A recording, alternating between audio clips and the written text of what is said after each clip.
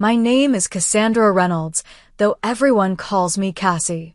I'm 30 years old now, and I've learned that sometimes the people who should love you the most are the ones who hurt you deepest. I built a good life after my own father chose to believe my stepsister's lies and kicked me out of our home without a chance to explain. The look in his eyes that night haunts me still. Little did I know that years later, he would be the one standing at my door, begging for forgiveness. Before I tell you how my own father chose my stepsister's lies over our 25 years of trust, drop a comment letting me know where you're watching from and subscribe if family betrayal stories help you feel less alone in your struggles. I grew up in a modest two-story house in Connecticut with my dad, Robert Reynolds. My mother, Grace, passed away from cancer when I was 8 years old. Her absence left a gaping hole in our lives, but my father did everything he could to fill it. He became both mom and dad to me, learning to braid my hair for school pictures, baking cupcakes for class parties, and sitting through countless tea parties with my stuffed animals. We developed our own special traditions, Sunday morning pancakes, summer camping trips in Vermont, and watching old movies together every Friday night. "It's just you and me against the world, Cassie Bear," he'd tell me, using the nickname only he was allowed to use. For 8 years after my mom died, it was just the two of us. Dad dated occasionally, but nothing serious. He was careful about who he introduced into my life. That's why it surprised me when, during my junior year of high school, he announced that he'd been seeing someone named Eleanor for 3 months. "I think you'll really like her, Cassie," he said, his eyes bright with an excitement I hadn't seen in years. "She makes me happy." Eleanor Williams was a pharmaceutical sales representative, polished, professional, and pretty in a subtle way. She had shoulder-length auburn hair, wore sensible heels, and carried herself with quiet confidence. But what caught me off guard was that she had a daughter named Ashley who was 2 years older than me. The first time I met Ashley, she seemed sweet. She had her mother's auburn hair, perfectly styled, and wore a friendly smile. "I've always wanted a sister," she told me, linking her arm through mine like we were already best friends. I remember feeling a flutter of hope. Maybe this wouldn't be so bad. But there were warning signs I chose to ignore. Like how Ashley would make subtle comments when our parents weren't around. "That outfit looks comfortable," she'd say with a slight curl of her lip. Or, "Don't worry about your grades. Not everyone can be good at school." In front of my dad and Eleanor, Ashley was the perfect daughter and sisterly companion. She'd compliment me, offer to help with homework, or suggest we go shopping together. The moment they left the room, the mask would slip, revealing cold eyes and dismissive remarks. Eleanor moved into our house 6 months after I met her. The wedding followed 3 months later, a small ceremony in our backyard. I stood beside my dad as his best woman, forcing a smile as I watched him marry a woman I barely knew. Ashley was her mother's maid of honor, shooting me triumphant glances throughout the ceremony. Our house changed after they moved in. Eleanor redecorated, replacing the comfortable, lived-in furniture with sleek, modern pieces. Photos of my mother that had lined the hallway were relocated to my bedroom or the attic. "We need to make room for new family memories," Eleanor explained when I questioned her. My father didn't notice or chose not to. He was infatuated with Eleanor, grateful for a second chance at love. Whenever I tried to talk to him about how different things felt, he'd say, "Change is hard, Cassie, but give it time. We're a family now." The dynamic shifted further when I started my senior year. I was focused on college applications, determined to get into a good school. Ashley, who had taken a gap year, seemed to spend her time finding ways to make my life difficult. She'd borrow my clothes without asking and return them stained. She'd use my laptop and delete files I needed for school. When I confronted her, she'd flip the script. "Why are you so selfish?" she'd ask, eyes wide with fake hurt. "I just wanted to bond with you." Eleanor always took Ashley's side. "Cassie, you need to be more generous with your things. Ashley is trying so hard to connect with you." My father would intervene occasionally, but his defenses grew weaker. Both of you need to try harder, he'd say, unwilling to acknowledge that the effort was one-sided. I found refuge in my studies and my small circle of friends, particularly Gabriela Martinez, Ella for short, who had been my best friend since 3rd grade. Ella saw through Ashley's act immediately. That girl is bad news, she told me after witnessing one of Ashley's performances. She's playing the long game, Cassie. When I got accepted to the University of Pennsylvania, I was thrilled to have a legitimate reason to put some distance between myself and the increasingly tense home environment. The summer before college was particularly strained. Ashley seemed irritated that I had gotten into an Ivy League school while she was still finding herself.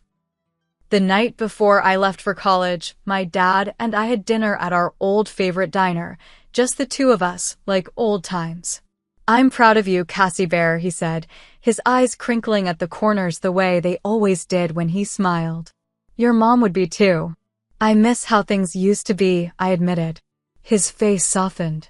"I know it's been an adjustment. But Eleanor and Ashley are family now.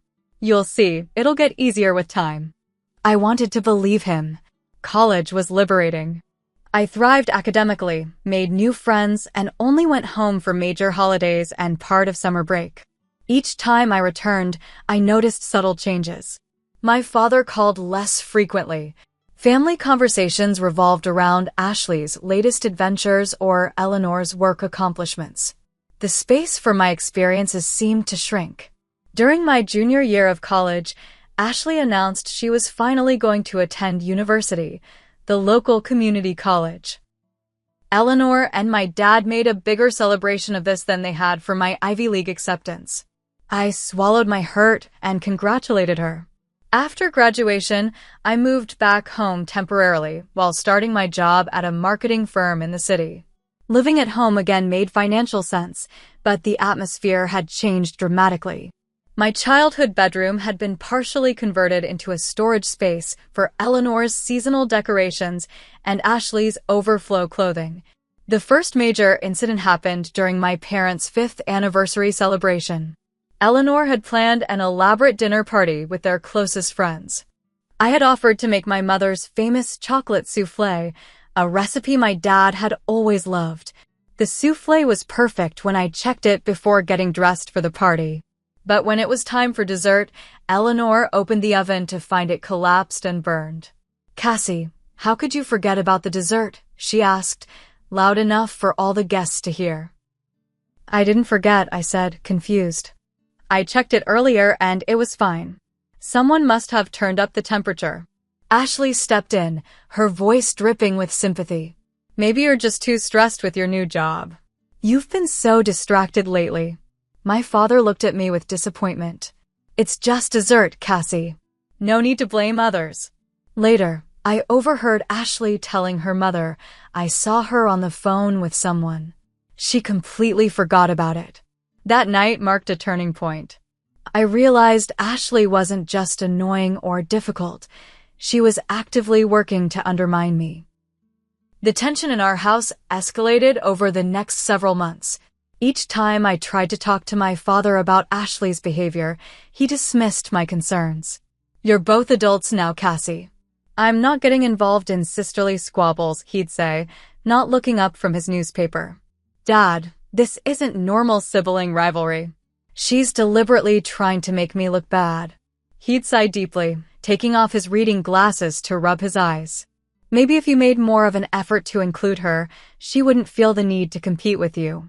That summer, I met Daniel Hughes at a work function. He was an architect with kind eyes and a quiet confidence that immediately drew me to him. Our relationship progressed quickly. He understood me in ways few people did and became my sanctuary from the growing hostility at home. Daniel noticed the dynamic immediately. "Your stepsister has serious issues," he said after joining us for a family dinner where Ashley had spent the evening making backhanded compliments about my career choices. Ashley seemed particularly bothered by my relationship with Daniel. She would interrupt our conversations, find reasons to call or text me when we were on dates, or invite herself along when we made plans. Daniel is so interesting, she gushed to Eleanor and my dad. It's like having another brother around. Daniel was polite, but kept his distance. She gives me the creeps, he confided. The way she watches you when you're not looking.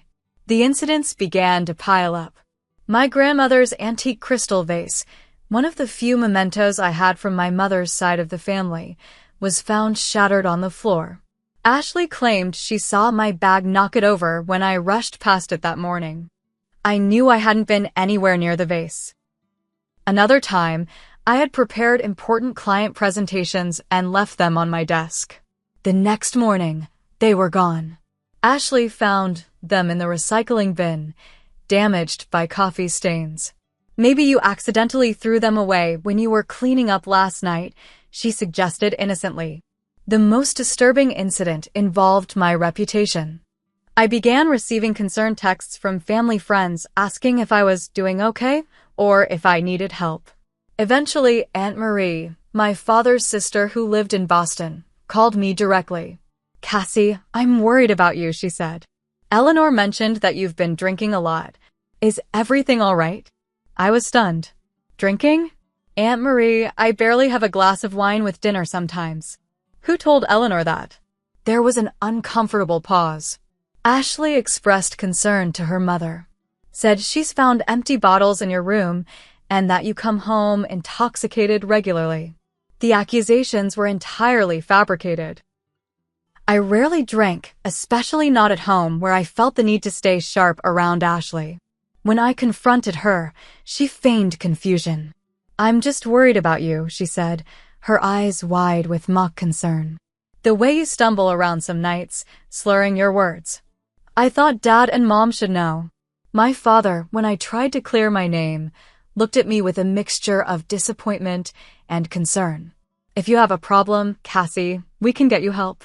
But denying it only makes things worse. Dad, I don't have a drinking problem. Ashley is lying to you. He shook his head slowly. Why would she make something like that up? The question hung in the air between us. Why indeed? I couldn't articulate the malice I felt from Ashley without sounding paranoid. Ella became my sanity check during this time. She had witnessed enough of Ashley's behavior to confirm I wasn't imagining things. She's gaslighting you and your family, Ella said during one of our coffee meetups. It's like she wants to erase you from your own home. Even my relationship with Daniel wasn't safe from Ashley's manipulation. She began texting him about concerns she had for me, creating scenarios where they would run into each other without me present, and making comments to my father about how close they were becoming. Daniel showed me the messages, uncomfortable with her behavior. She asked me to meet her for coffee to talk about you. I said no, obviously. The home I had grown up in no longer felt safe. I began spending more time at Ella's apartment or with Daniel, avoiding family dinners and activities whenever possible. Eleanor's coldness toward me intensified, treating me more like an unwelcome houseguest than family. One evening, I came home early from work and overheard Ashley and Eleanor talking in the kitchen. I just don't understand why she needs to live here still, Ashley was saying. She makes everything so tense. Robert is still attached to her, Eleanor replied. But I agree, she's not making any effort to be part of this family. It's like she resents us for existing. Sometimes I think everything would be better if she just left, Ashley said, her voice dropping to a whisper. I backed away silently, my heart pounding. They wanted me gone, and they were working together to make it happen. That night, I cried in my room, feeling like a stranger in my own home. The anxiety that had been building for months crystallized into a constant knot in my stomach. Ashley grew bolder as she realized her mother would always take her side. She would accidentally delete messages from my dad to me, hide mail addressed to me, and create constant friction in the house that always somehow became my fault. I began looking at apartments, knowing I needed to leave but struggling with the financial reality of rent in our expensive area. My job was going well, but entry-level marketing positions didn't pay enough for comfortable living in the city. Then came a promotion that changed everything. After landing a major client, I was promoted to junior account manager with a significant salary increase. For the first time, moving out seemed possible. I began apartment hunting in earnest, excited to regain some peace and independence. Ashley must have sensed that her target was about to escape. That's when she made her most devastating move. The evening started normally enough. I came home from work to find Eleanor preparing a nicer dinner than usual. "We're celebrating tonight," she announced when I asked about the occasion. My father arrived home with a bottle of champagne. "Ashley got an internship at the mayor's office," he explained, giving his stepdaughter a side hug. "We're so proud of her." I offered my congratulations, genuinely happy that Ashley might have something to focus on besides making my life miserable. We sat down to dinner, and for once, the conversation flowed without tension. Ashley was animated, talking about the projects she'd be working on. My father and Eleanor beamed at her with pride.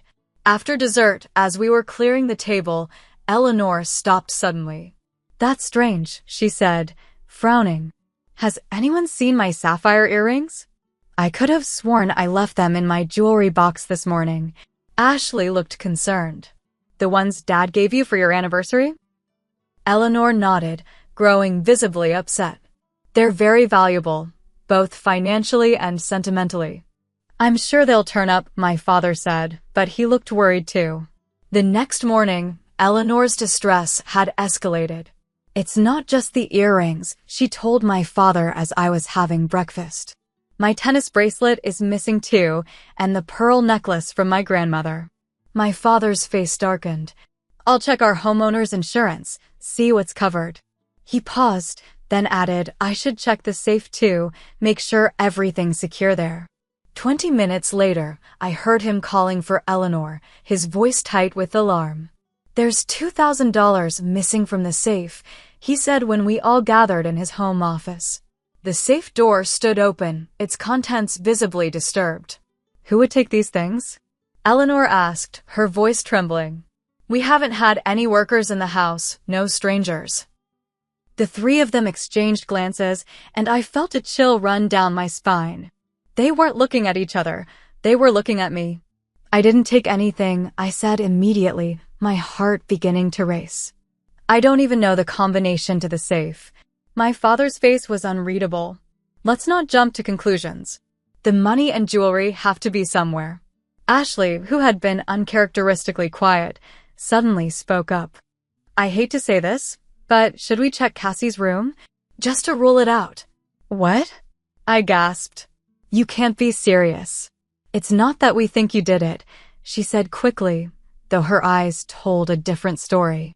"But if we check everyone's rooms, we can eliminate possibilities." "That makes sense," Eleanor agreed. "We should check all the rooms, starting with common areas." What followed was a methodical search of the house, with Eleanor leading the way.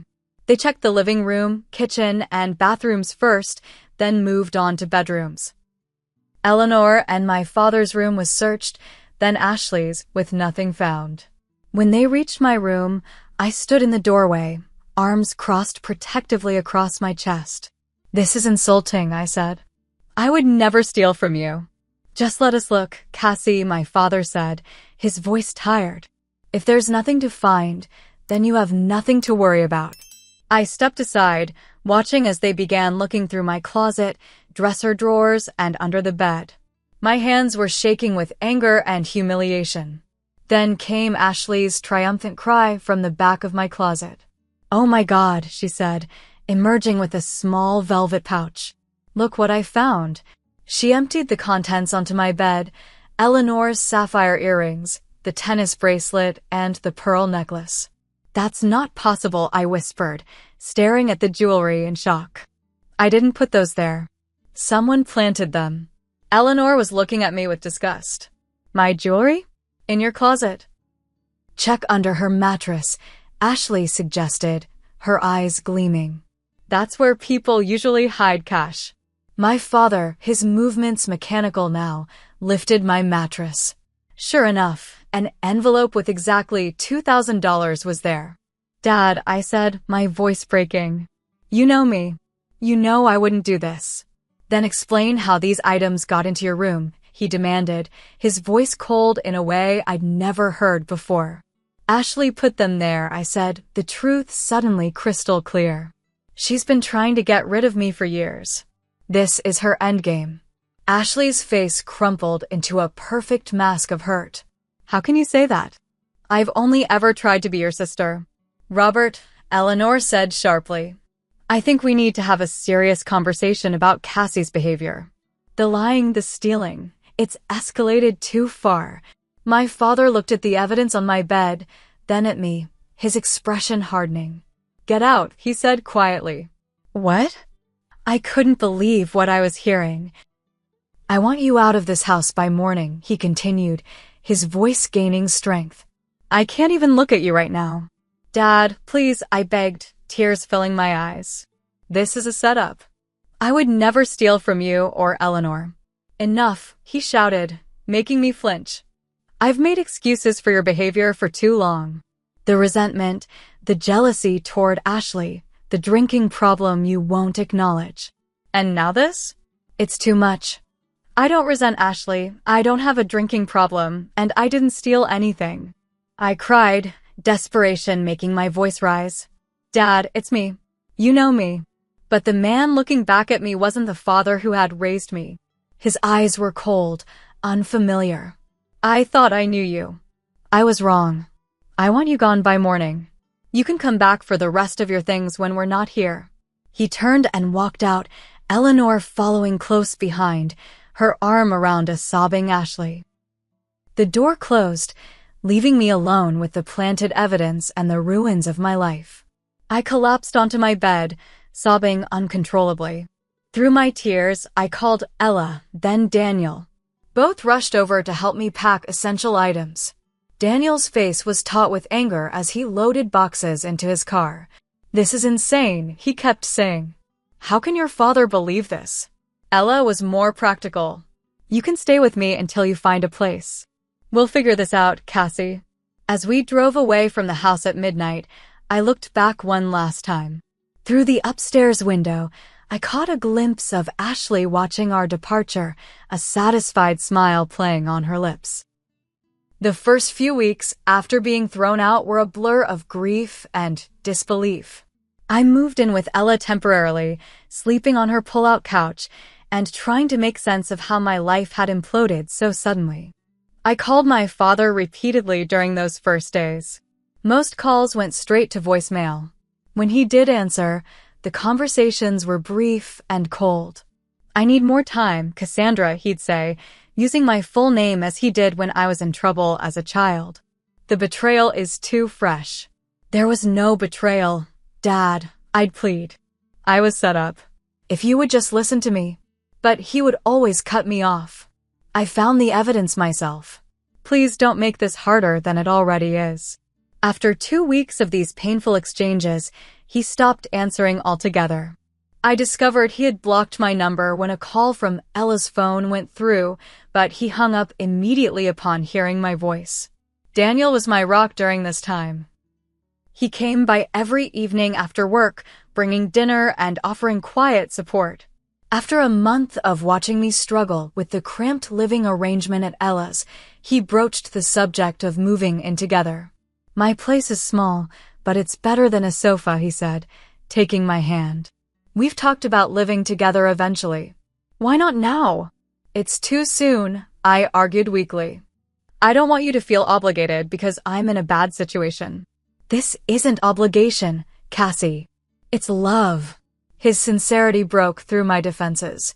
Besides, it makes financial sense while you're looking for a place of your own. I moved in with Daniel the following weekend. His one-bedroom apartment became our sanctuary, though adjusting to cohabitation under these circumstances wasn't easy. I woke from nightmares, reliving the moment my father told me to leave. Panic attacks ambushed me at odd moments, in the grocery store, at work, riding the subway. Daniel suggested I see a therapist. You've experienced a major trauma, he said gently. It's okay to need help processing it. Finding Dr. Karina Wilson was a turning point. A calm, insightful woman in her 50s, She helped me understand that what I was experiencing was a form of PTSD. Being rejected by a parent triggers our most primal fears of abandonment, she explained. Add to that the gaslighting you experienced, and it's no wonder you're struggling. Through weekly sessions, I began to untangle the complex web of emotions: grief for the father I thought I knew, rage at Ashley's manipulation, and deep-seated fear that maybe I was somehow unlovable or defective. Around this time, Aunt Marie reached out. She had heard through family channels about what happened, but didn't believe the accusations. "I've known you since you were born, Cassie," she said when we met for coffee. "And I've seen how that girl operates. This has her fingerprints all over it." Aunt Marie had always kept her distance from Eleanor and Ashley, sensing something off about their dynamics. "Eleanor always wanted your father all to herself," she observed. "And Ashley learned from the best how to manipulate situations." Hearing someone from my family believe me was both validating and painful. "Why can't Dad see it?" I asked, wiping away tears. "Because he doesn't want to," she said simply. Admitting Ashley set you up means confronting some very uncomfortable truths about his new wife, his marriage, and his own blindness. It's easier to believe you're the problem. After 2 months of trying to contact my father and being rebuffed, I made the difficult decision to stop reaching out. Dr. Wilson helped me see that continuing to seek his validation was keeping me stuck in a cycle of rejection and pain. "Focus on what you can control," she advised. "Your career, your relationship with Daniel, building new traditions and connections." Taking her advice, I threw myself into work. My boss, impressed with my dedication despite my personal troubles, gave me more responsibility. I started managing larger accounts and developing campaigns that drew industry attention. The holidays were particularly difficult. Thanksgiving, which I'd always spent with my father, arrived just 3 months after I'd been kicked out. Daniel and I joined Ella and her family instead. They welcomed me warmly, but watching Ella's father carve the turkey with such pride made my heart ache for what I'd lost. "We need our own traditions," Daniel suggested as Christmas approached. Instead of trying to recreate childhood memories, we started fresh, volunteering at a homeless shelter on Christmas Eve, making homemade pasta for Christmas dinner, and watching terrible action movies instead of holiday classics. Slowly, I began building what Dr. Wilson called my chosen family, people who loved and supported me unconditionally.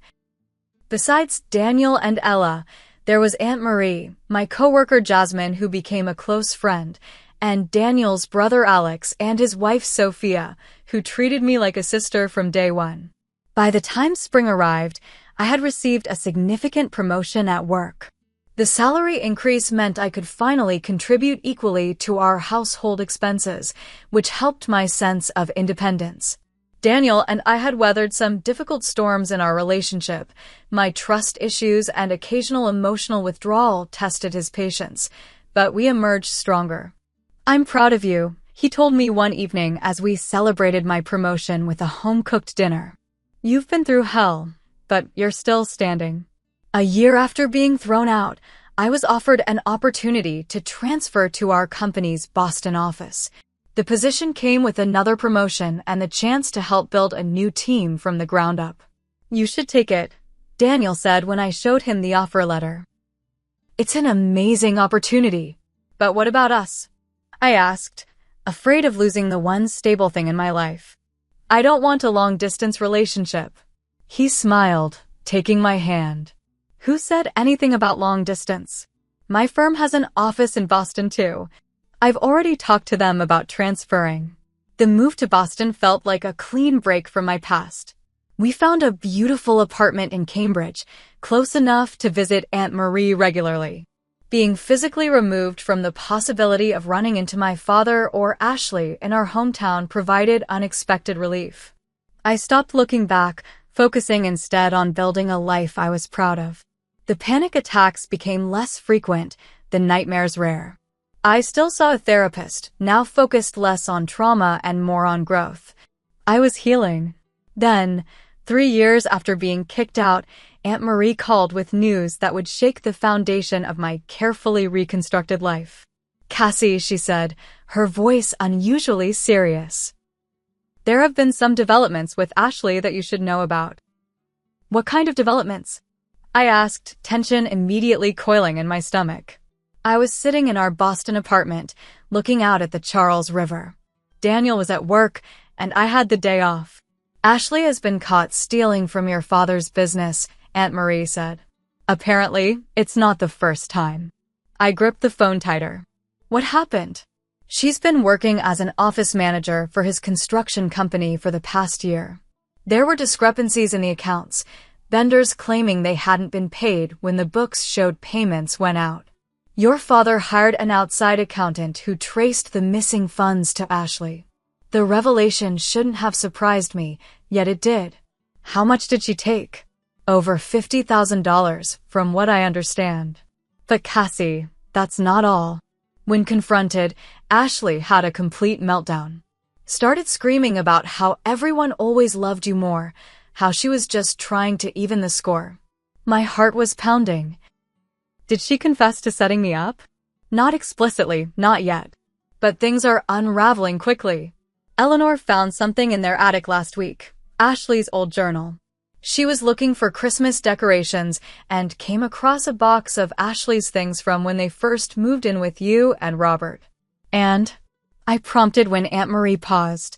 "The journal detailed her plans to get rid of you." Eleanor was horrified.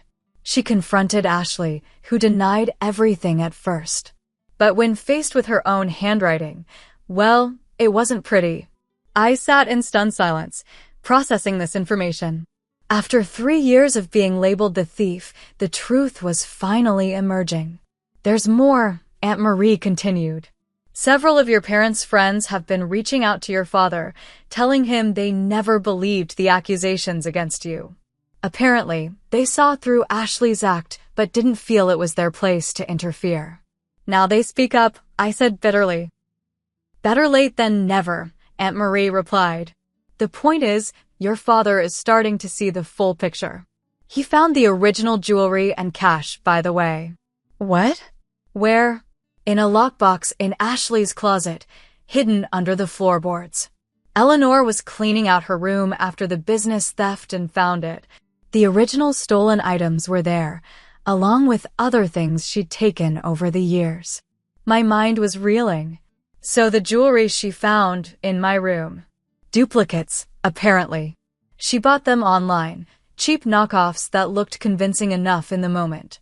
Your father wasn't exactly examining them carefully when he was busy being furious with you. I let out a long, shaky breath. "What's happening with Ashley now?" "She's moved out. Your father threatened legal action over the business theft, and she panicked. Packed a bag and disappeared to stay with some friend in Nevada. Eleanor is devastated, both by Ashley's actions and her own role in enabling them." "And my father?" I asked, almost afraid to hear the answer. Aunt Marie's voice softened. "He's been trying to find you, Cassie. He's called me several times asking for your address or phone number. I've held him off, told him I needed to talk to you first. I don't know if I'm ready to talk to him," I admitted, tears welling in my eyes. "You don't have to decide right now. But you should know he's finally seen the truth, for whatever that's worth." After hanging up with Aunt Marie, I sat motionless, staring out the window as the afternoon light shifted across the river. When Daniel came home, he found me in the same spot, tear tracks dried on my cheeks. I told him everything Aunt Marie had shared. His reaction was protective, angry on my behalf. "Now he believes you?" After 3 years. Daniel paced our living room, running his hands through his hair in frustration. "Where was this investigative spirit when it mattered?" "I know," I said quietly. "But Aunt Marie says he's trying to find me." Daniel sat beside me, taking my hands in his. "What do you want to do?" "I don't know," I answered honestly. Part of me wants to talk to him, to hear him admit he was wrong. Another part feels like it's too late, that too much damage has been done. "Whatever you decide, I'm with you," he promised. For weeks, I sat with the knowledge that my name had been cleared, but chose not to reach out to my father. I discussed the situation extensively with Dr. Wilson, working through the complex emotions it stirred up. "There's no right or wrong way to handle this," she assured me. "Reconciliation isn't mandatory, even when the truth comes out." Ella was less diplomatic when I called her with the news. "He made his choice 3 years ago," she said firmly. "You don't owe him a second chance." Aunt Marie kept me updated on developments. Ashley had been formally charged with embezzlement from my father's company.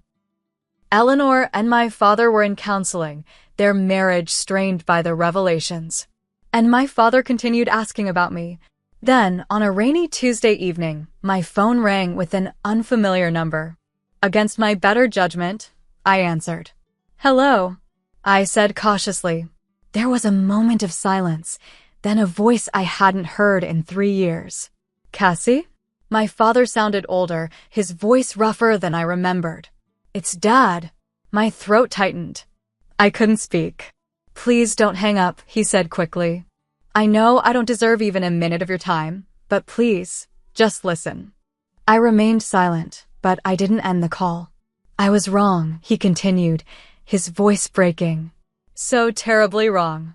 What I did to you, there's no excuse. I believed lies over my own daughter. I threw you out without giving you a fair hearing." He paused, and I could hear him struggling to maintain composure. "I failed you in every way a father can fail. And I'm so sorry." When I still didn't respond, he added, "I don't expect forgiveness. I just wanted you to know that I know the truth now. And I'm more sorry than I can ever express." Finally, I found my voice. "I need time," I managed to say. "Of course," he replied quickly. "Take all the time you need. I'll be here if you're ready to talk." After hanging up, I broke down, sobbing in Daniel's arms. The validation I had craved for so long had finally come, but it felt hollow, arriving years after the damage had been done. Over the next few weeks, my father left occasional voicemails, never pushing for a response, just brief updates or memories from my childhood. "I found that photo of us at the Grand Canyon today," one message said. "You were 8 and insisted on wearing your Wonder Woman cape for the entire trip." After nearly a month of these one-sided communications, I texted him, "I'm willing to meet. One time. To talk." His response was immediate. "Thank you. Name the time and place." I chose a coffee shop halfway between Boston and our hometown, neutral territory for what would be the most difficult conversation of my life. I arrived at the coffee shop 20 minutes early, choosing a table near the back with a clear view of the door. Daniel had driven me there and waited in a bookstore across the street, respecting that this was something I needed to do alone, but wanting to be nearby for support. My hands trembled slightly as I wrapped them around my coffee mug. I had prepared extensively for this meeting, rehearsing what I wanted to say with Dr. Wilson, setting firm boundaries for myself. Still, nothing could fully prepare me for seeing my father after 3 years of estrangement. When he walked through the door, the sight of him sent a physical shock through my system. He had aged dramatically, his hair now mostly gray, deep lines etched around his eyes and mouth, his shoulders slightly stooped. He scanned the room anxiously until his gaze landed on me. The naked emotion that crossed his face made my chest tighten. He approached slowly, as if afraid I might flee. "Cassie," he said, his voice thick. "Thank you for coming." I nodded stiffly, gesturing to the chair across from me. He sat down, hands clasped tightly on the table. "You look well," he said after an awkward pause. "The Boston air agrees with you." "I've built a good life there," I replied, my voice steadier than I expected. "No thanks to you." He flinched but nodded. "I deserve that. I deserve much worse." "Why did you believe her?" The question burst from me before I could contain it. "After everything we'd been through together, how could you think I would steal from you?" My father took a deep breath, his eyes filled with shame. "I've asked myself that same question every day since I learned the truth. The only answer I can give you is that I was manipulated by both Ashley and Eleanor from the beginning, in ways I didn't recognize until it was too late. That's not good enough, I said, anger rising. You're a grown man. You were my father, the one person who was supposed to always have my back. You're right, he agreed, running a hand over his face. It's not good enough. Nothing I can say will be. He paused, gathering his thoughts. Ashley worked on me for years, planting small seeds of doubt about you. Eleanor reinforced those doubts. The drinking accusations, the supposed jealousy, the resentment, they built this alternate version of you in my mind. By the time the theft happened, I was primed to believe the worst. But you raised me, I insisted, tears threatening. You knew me. I thought I did, he said softly. But somewhere along the way, I lost sight of who you really were. I chose the easier path, believing that my stepdaughter was innocent and that you were troubled. It was simpler than facing the possibility that I had brought people into our home who would deliberately harm you. I wiped away a tear that had escaped despite my resolve to remain composed. Do you know what it's like to be thrown away by your own parent?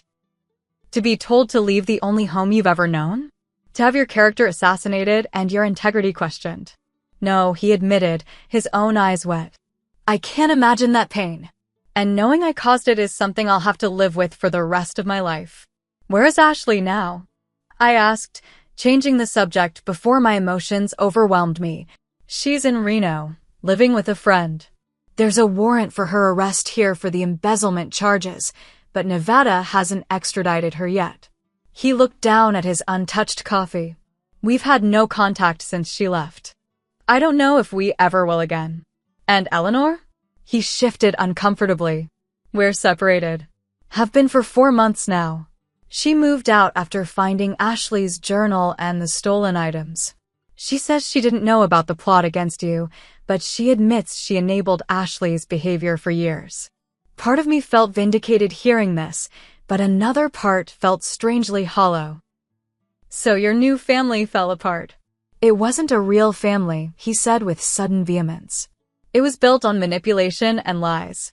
The only real family I ever had was you, and I destroyed that. We sat in heavy silence for a moment. I found all your letters, he said eventually. The ones you sent during that first year. Eleanor had been hiding them from me. I only discovered them after she moved out. I wrote to you every week for 6 months, I said, the old pain surfacing. Then every month for another 6. You never responded. I never saw them until 4 months ago. By then, his voice trailed off. By then you had stopped trying to reach me. I don't blame you. I took a sip of my now cold coffee, trying to process this new information. Even this small revelation changed the narrative I had constructed about his callousness. What do you want from me now? I asked directly. Why did you try so hard to find me? I want whatever you're willing to give, he answered. Ideally, a chance to rebuild some kind of relationship. But I understand if that's not possible. At minimum, I wanted you to hear the truth from me, to know that I recognize how badly I failed you. I studied his face, the familiar features now mapped with grief and regret. I don't know if I can ever trust you again, I said honestly. You were the one person I thought would never betray me. I know, he whispered, his voice breaking. And I will regret that until my dying day. If, and it's a big if, we were to have any kind of relationship moving forward, there would have to be boundaries, I said, falling back on the script I had prepared with Dr. Wilson. I'm not moving back. My life is in Boston now, with Daniel. Daniel? His expression brightened slightly. You're still together? Yes. For 4 years now. He was there for me when you weren't. He nodded, accepting the rebuke. I'm glad you had someone. Any relationship between us would start small, I continued. Phone calls, maybe occasional visits. No holidays yet. I've built new traditions that I'm not ready to disrupt. Anything you're comfortable with, he agreed quickly. I don't deserve a second chance, Cassie. I know that. But if you're willing to give me one, I promise I won't waste it. As our difficult conversation continued, I realized that while I might eventually forgive my father, our relationship could never be what it once was. Too much had happened. Too much trust had been broken. Yet a tiny part of me, The little girl who had adored her father was relieved to see genuine remorse in his eyes. When we finally parted 2 hours later, I allowed him to hug me briefly. His familiar scent brought back a flood of memories, both good and painful. "Thank you for meeting me," he said as we stood on the sidewalk outside. "Can I call you next week?" I nodded, not trusting myself to speak. As I watched him walk to his car, shoulders hunched against an emotional weight I couldn't fully comprehend, I felt something shift inside me. Not forgiveness exactly, but perhaps the first step toward it. Daniel was waiting for me at the bookstore, his face anxious. "How did it go?" he asked, wrapping an arm around me. "About as well as it could," I replied, leaning into his strength. "It's a start." As we drove back to Boston, I gazed out the window at the passing landscape. The father I had known and trusted was gone forever. In his place was a broken man seeking redemption. Whether I could or should give him that redemption remained to be seen. 6 months passed after my first meeting with my father. True to his word, he respected the boundaries I had set. We spoke on the phone every other week, conversations that started awkwardly but gradually became easier as we established a new rhythm to our relationship. During this time, my career continued to flourish. I was promoted to senior account director, managing our office's largest clients. Daniel and I had settled comfortably into our life in Boston, our relationship stronger for having weathered the storms of my family drama. On a crisp October evening, Daniel proposed during a sunset sail on the Charles River. "You're the strongest person I've ever known," he said as he knelt before me, ring in hand. "And I want to spend the rest of my life by your side." Through happy tears, I accepted. That night, after calling Ella and Aunt Marie with our news, I faced the question of whether to tell my father. After some consideration, I dialed his number. "Dad, I have some news. Daniel and I are engaged." His joy was genuine, though tempered with the awareness of our fragile reconciliation. "Congrats, Bear, that's wonderful. He's a good man who stood by you when I didn't. I couldn't ask for a better person for my daughter." When he tentatively asked about his role in the wedding, I was honest. "I don't know yet. We're planning a small ceremony next spring. I need time to figure out if I'm comfortable having you walk me down the aisle." "I understand," he said, disappointment evident but acceptance prevailing. "Whatever you decide, I'll support you." Planning the wedding brought unexpected emotional challenges. Traditional father-daughter elements like the aisle walk and the dance highlighted the complicated nature of our relationship. After much soul-searching and several sessions with Dr. Wilson, I decided to have Aunt Marie walk me down the aisle instead. "He's trying, Cassie," Aunt Marie said when I told her my decision. "But I understand why you need more time. And I'd be honored to walk with you." When I called to tell my father, his response surprised me. "I respect your decision," he said, his voice steady despite the obvious hurt. "The most important thing is that your day is everything you want it to be." I'm grateful just to be invited. His gracious acceptance of my boundaries demonstrated a growth I hadn't expected. The father I knew before would have been wounded and defensive.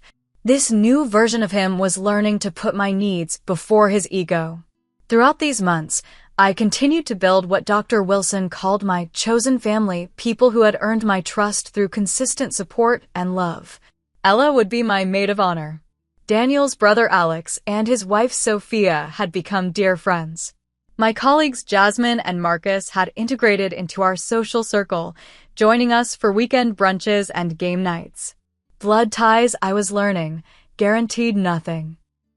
It was daily choices and actions that created true family bonds. In December, an unexpected package arrived at our apartment. Inside was a small, worn leather journal with a note from my father. "These belong to your mother. I've kept them all these years, reading them when I missed her. I think it's time they came to you." The journals covered the year before her death, her thoughts, hopes, and reflections as she faced her mortality. Reading her words was like finding a piece of myself I hadn't known was missing. Her voice, witty, wise, and deeply loving, spoke to me across the years. My greatest hope, she had written, is that Cassie will grow into a woman who knows her own worth, who doesn't need others' validation to recognize her own strength. Robert promises he'll make sure of it, but I worry his own need for connection will make him vulnerable. My sweet husband sees the best in everyone, sometimes at the expense of seeing the truth. Her insight into my father's character was startling in its accuracy. She had anticipated his blind spot, the very weakness that Ashley and Eleanor had exploited. I called him after reading the journals. "Thank you for sending these," I said, my voice thick with emotion. "They mean everything to me." "They always should have been yours," he replied. "I was selfish keeping them so long." This gesture, returning a piece of my mother to me, marked another small step in our healing process. It didn't erase the past, but it offered a bridge toward a possible future. As the new year began, I found myself reflecting on the journey of the past 4 years. The betrayal that had once defined me now felt like just one chapter in a longer story. I had survived being cast out, had rebuilt my life from the ground up, and had found strength I never knew I possessed. The trust one once had in my father was gone, replaced by a cautious, conditional relationship built on clear boundaries and ongoing effort on his part. Some days I wondered if complete forgiveness was possible. Other days, catching glimpses of the father I had once adored, I felt hope that we might eventually find our way to a new kind of relationship, not what we had before, but something honest and sustainable. Daniel and I visited him for dinner in February, the first time I had returned to my hometown since our initial meeting 6 months earlier. He had moved to a small townhouse, having sold the family home after his separation from Eleanor. "Too many ghosts in that house," he explained as he showed us around his new place. "Too many mistakes." Over dinner, he asked thoughtful questions about our wedding plans and my work, careful not to pry or overstep. When he showed interest in Daniel's architectural projects, it wasn't forced or performative. He genuinely wanted to know about the man I had chosen. As we were leaving, he handed me a small box. "This was your mother's," he said. "I thought you might want it for your something old at the wedding." Inside was my mother's delicate silver bracelet, the one she wore in all my favorite photographs of her. I had assumed it was lost years ago. "Eleanor found it in Ashley's things," he explained quietly. "Among the other items she had taken." I slipped it onto my wrist, feeling a connection to my mother that transcended the years and pain. "Thank you," I said simply. In that moment, watching my father and my fiancé standing together on the porch, I realized a fundamental truth. Family isn't defined by unconditional acceptance of harmful behavior. Real love includes accountability, repair, and growth. My father had failed me catastrophically, but in his efforts to make amends, not through grand gestures, but through consistent respect for my boundaries and acknowledgement of the harm done, I saw the possibility of a new kind of relationship. Not based on blind trust or obligation, but on mutual respect and honest communication. As Daniel and I drove back to Boston that night, I found myself reflecting on the wisdom I had gained through this painful journey. I had learned that self-worth must come from within, not from others' validation. That family can be both born and chosen. That forgiveness doesn't require forgetting or pretending the harm never happened. Most importantly, I had learned that while blood ties create biological connections, it's our actions, day after day, year after year, that truly define family. My father had broken that sacred bond, but through consistent effort and genuine remorse, he was slowly earning a place in my new life, not as the unquestioned authority of my childhood, but as a flawed human being working to be worthy of a second chance. "I've realized something," I told Daniel as we crossed the state line back into Massachusetts. "Sometimes the family we choose sees us more clearly than the family we're born into." My worth was never tied to my father's belief in me. It was always within me, waiting to be recognized. Daniel squeezed my hand, understanding the significance of this realization. "You found your strength in the darkest moment." That's the Cassie I fell in love with. As we continued toward Boston, toward home, I felt a sense of peace that had eluded me for years. The path forward wasn't perfectly clear, but I was no longer defined by what had been taken from me. Instead, I was shaped by what I had built from the ashes. A life of integrity, love, and hard-won wisdom. Have you ever had to rebuild your life after a family betrayal? I'd love to hear your experiences in the comments below. Sometimes knowing we're not alone in these painful journeys can be the most healing thing of all. If this story resonated with you, please like and subscribe to hear more stories of resilience and healing. And if you know someone struggling with family estrangement, consider sharing this video. It might help them feel less alone. Thank you for listening to my story, and remember, your worth is never determined by those who fail to see it.